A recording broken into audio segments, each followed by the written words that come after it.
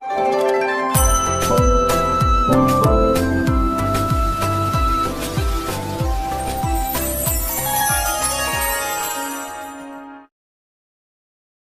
जगन्नाथ मु दिवाकर दास आपण मान प्रणाम करुच्ची। आज आपण प्रश्न उत्तर देवा प्रश्न या जे आम मान जो ध्यान करुचु जप करुचु से मनरे अश्लील चिंता आसूची खाली से न मन भटक लगुच गोटे जगह मन स्थिर होनी भगवान पादरे मन रहुनी तो कहीं चिंताधारा आसूची आ तो सहित मन कहीं विचलित रोचे जितेबाला आप ध्यान करती मंत्र जप करती से मन आपणकर कौन ना स्थिर रोनी यह आपणकर प्रश्न। तो भक्तबंधु प्रथम तो आम मैंने आपण मान आगे रखू कथा जे कि श्रीमद भगवद गीतार भगवान निजे अर्जुन को कहते अर्जुन ये मन को स्थिर करने एत सहज कथा नुह तेणु मन को आयत्त करने अपेक्षा मन जो जो स्थान भटकुचे से स्थान में भगवान स्वरूप देखा ताही ध्यान योगी मानकर प्रधान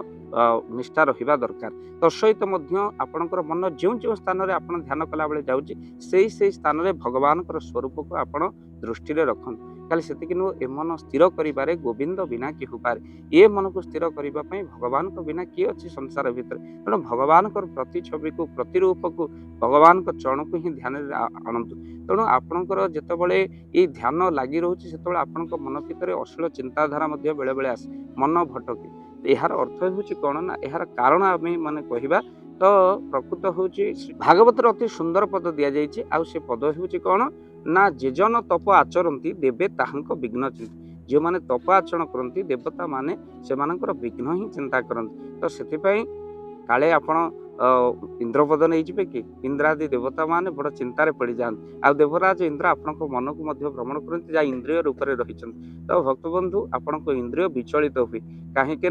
आपण जानती देवता माने यह विचार करती जे आंभर संग छाड़ी एके किंबा जीव विष्णु लोके भागवत कहती ये तो नरक को जीवा कथा ये कौन गुरुंकर मंत्र नहीं ध्यान करी मंत्र जप करी भगवान प्राप्ति पाई कि ए चिंतन कलानी तेणु ए मन को से माने कौन करती ना विचलित करती तेणु ए मन स्थिर कर गोविंद बिना कि पारे तेणु से मन को भगवान पादरे लक्ष्य रखी आप निश्चिंत भाव में प्रभुंर ही ध्यान करते मन जो जो स्थान में विचलित होती से स्थान में भगवान रूप देखते यह कौन पाप नुह जे आपण जे ध्यान समय जप समय मन भटकी जावा कहीं स्वभाव मन को आयत्त करवा एत सहज कथा नुह बोले भगवान कृष्ण अर्जुन को कहते तेणु मन को स्थिर करने बारंबार ध्यान अभ्यास जप एगुड़िक बारंबार अभ्यास योग युक्त तेजोके प्रजपासते अभ्यास योग युक्त रहिले बारंबार आपण अभ्यास रहिले निश्चिंत मन स्थिर हेब आ सहित अश्लील विचार आसवा यह पूर्वर पापर बोली कहुए आम केते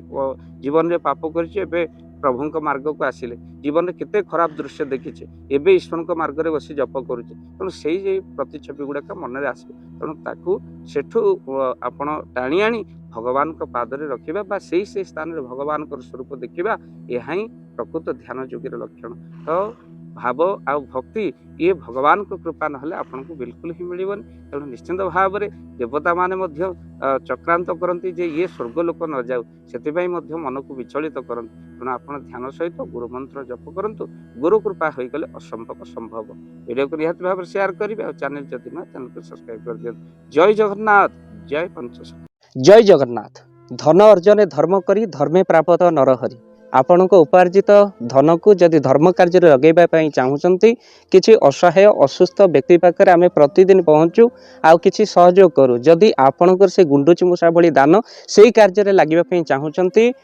स्क्रीन रे चली ए नंबर रे एबे कॉल करंतु आमे दबु आपन को फोन पे नंबर आपनकर जेतिकी समर्थ रही सामर्थ्य अनुसार आपण प्रदान करेंगे आपणकर अर्थ राशि एबे आपण जानिके आनंदित हेबे।